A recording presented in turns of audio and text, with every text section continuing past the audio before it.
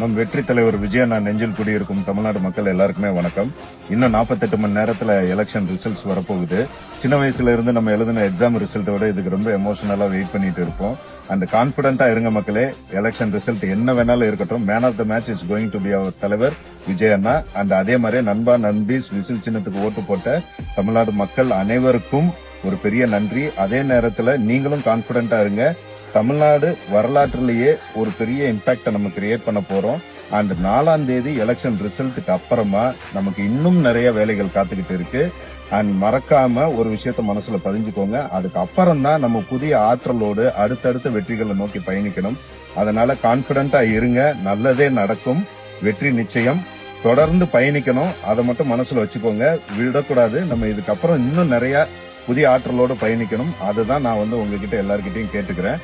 நன்றி, வணக்கம். கான்பிடண்டா இருங்க, வெற்றி நிச்சயம்.